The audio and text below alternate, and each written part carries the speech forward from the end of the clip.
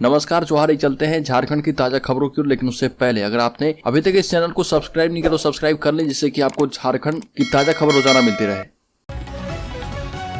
सबसे पहली बड़ी खबर, उच्च गुणवत्ता के कोकिंग कोल के लिए दुनिया भर में पहचाना जाने वाला धनबाद अब आलू से तैयार होने वाले उत्पादों के लिए भी जाना जाएगा।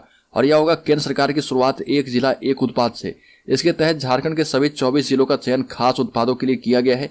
इन जिलों में चिन्हित सब्जियों, फलों आदि से तरह तरह के उत्पाद तैयार करने के लिए किसानों को प्रोत्साहित किया जाएगा। धनबाद का चयन आलू से बनने वाले उत्पादों के लिए किया गया है। योजना के तहत यहाँ किसानों को आलू की खेती के लिए प्रोत्साहित किया जाएगा और इससे चिप्स, पापड़ और अन्य उत्पाद तैयार करने का प्रशिक्षण दिलाया जाएगा। उपकरणों की खरीदारी में उनकी मदद की जाएगी और तैयार उत्पादों के लिए बाजार भी उपलब्ध करवाया जाएगा।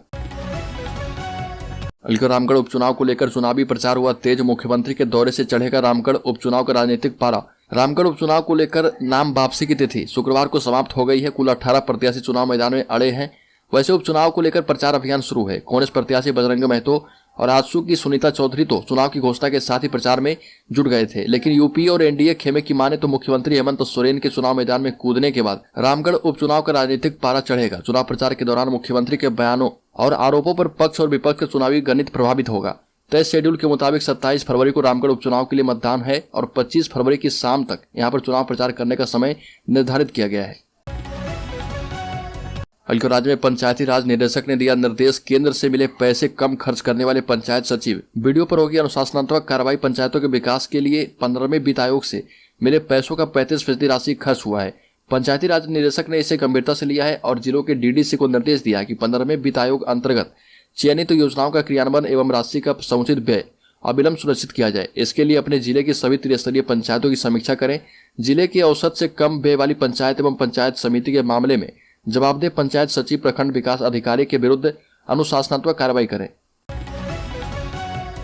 राज्य में 10 बजे के बाद लाउड स्पीकर बजाने पर लग सकता है रोक। हाईकोर्ट ने कहा कि रात 10 बजे के बाद लाउड स्पीकर बजाने पर लगाएं रोक और आवश्यकता पड़े तो केस भी दर्ज करें। रांची में ध्वनि प्रदूषण को लेकर स्वतः संज्ञान लेते हुए झारखंड हाईकोर्ट में सुनवाई हुई और कोर्ट ने ध्वनि प्रदूषण को लेकर शपथ पत्र दाखिल नहीं किए जाने पर राज्य सरकार को फटकार लगाई। मौखिक रूप से कहा कि रात में 10 बजे के बाद हर हाल में रांची शहर में लाउड स्पीकर नहीं बजना चाहिए और अगर आवश्यकता पड़े तो प्राथमिकी दर्ज कर कार्रवाई की जाए।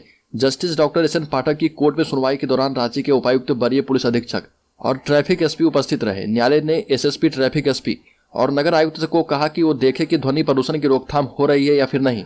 ध्वनि प्रदूषण की रोकथाम के संबंध में कोर्ट के आदेश का अनुपालन सुनिश्चित किया जाए। राजधानी रांची में G20 समिट की तैयारी चल रही है। शहर को संवारने के लिए नगर निगम अतिक्रमण हटा रहा और काके रोड और अरगोड़ा क्षेत्र में अभियान चलाकर 20 झुग्गी झोपड़ी को तोड़ दिया गया और 10 ठेला गुमटी एवं 25 दुकानों के बाहर निकले शेड को तोड़कर जब्त कर लिया गया। इस दौरान नगर निगम की दोहरी नीति भी देखी। काके रोड में चांदनी चौक से पहले रोड किनारे लगे बंद ठेला को पोकलेन से 2 टुकड़े कर दिए और रिलायंस मार्ट के सामने वाहन पार्किंग स्थल पर लगे फूड वैन एवं ठेला को देखकर निगम की टीम आगे बढ़ गई।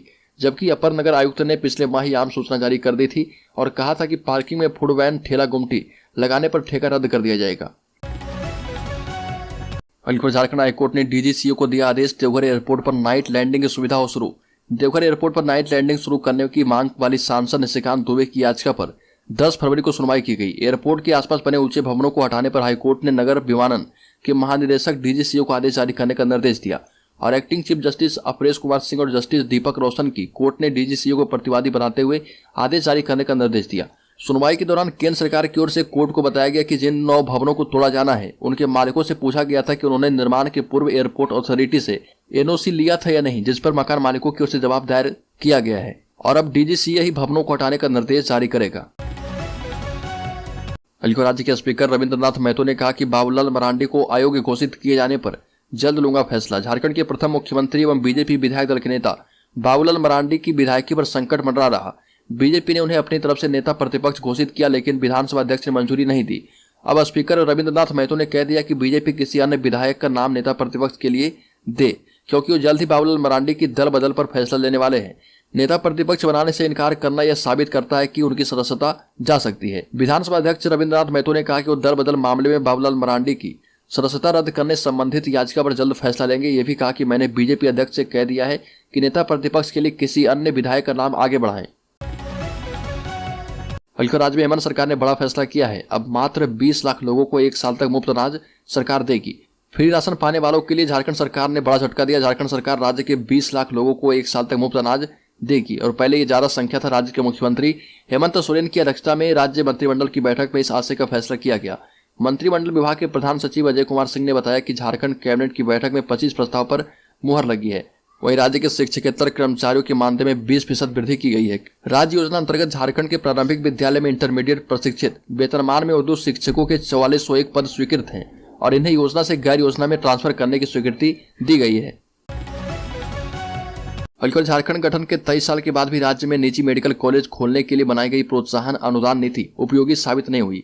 इस नीति के तहत एक भी निजी मेडिकल कॉलेज नहीं खुला। अब सरकार इस नीति में संशोधन करने जा रही है। इसका प्रस्ताव तैयार हो चुका है जो जल्द ही कैबिनेट में जाएगा। इस नीति के तहत राज्य में मेडिकल कॉलेज खोलने पर 45 करोड़ रुपए का अनुदान देगी सरकार। साथ ही 1.5 करोड़ रुपए में 25 एकड़ जमीन लीज पर उपलब्ध करवाएगी। राज्य में मेडिकल की सिर्फ 630 सीटें हैं और इससे हर साल हजारों छात्र मेडिकल की पढ़ाई के लिए दूसरे राज्यों में जाते हैं। वहीं डॉक्टरों की कमी के कारण बड़ी संख्या में मरीज भी इलाज के लिए दूसरे राज्य चले जाते हैं और इसी को देखते हुए सरकार ने फैसला किया है।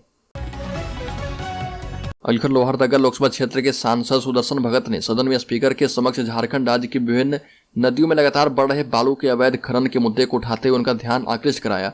और सुदर्शन भगत ने कहा कि झारखंड राज्य प्राकृतिक सौंदर्य का धनी प्रांत है और यहाँ के वन और यहाँ की जीवन दायिनी नदियों के कारण हमारा राज्य एक अलग पहचान लिए हुए भरपूर प्राकृतिक संपदा हमें सबल बनाने के लिए पर्याप्त है, किंतु झारखंड राज्य में बालू का लगातार बढ़ रहा अवैध खनन बहुत चिंता का विषय बन गया है। राज्य सरकार एवं प्रशासन की मिलीभगत से पूरे राज्य में खनन माफियाओं का राज है।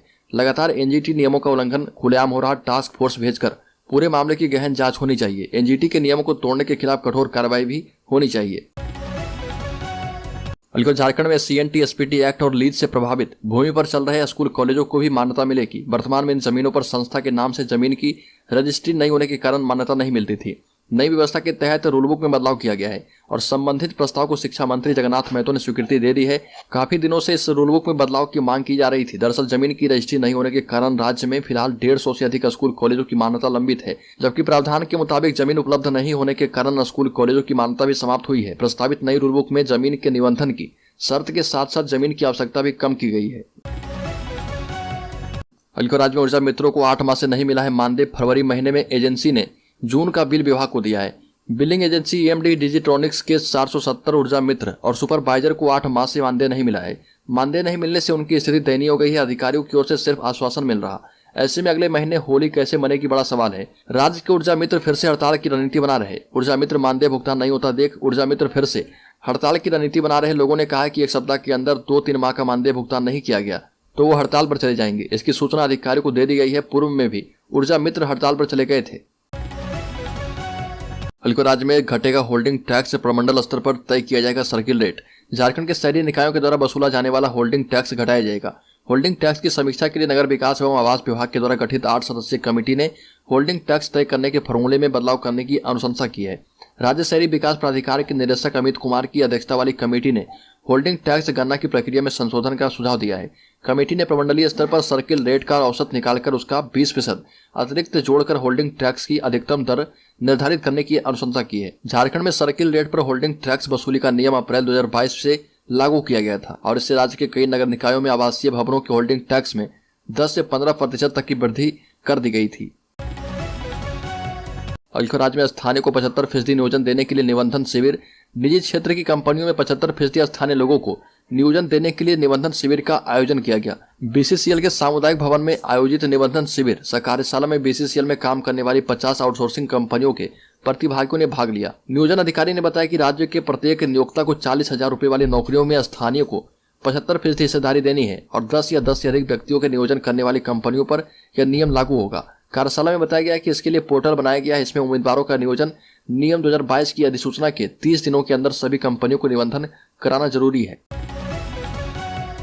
राज्य के अनुबंध पैरामेडिकल कर्मियों ने राज्यपाल से मिलकर की अस्थायी करने की मांग। 18वें दिन भी हड़ताल जारी है। अस्थायीकरण की मांग को लेकर हड़ताल पर चल रहे एवं राजभवन के समक्ष अनशन पर बैठे अनुबंध पैरामेडिकल कर्मियों ने राजभवन में राज्यपाल रमेश बैस से मुलाकात की। 5 सदस्यीय प्रतिनिधिमंडल ने राज्यपाल से सेवा स्थायी करने से संबंधित ज्ञापन सौंपा एवं उस पर आवश्यक कार्रवाई करने के लिए राज्य सरकार को निर्देश देने का अनुरोध किया।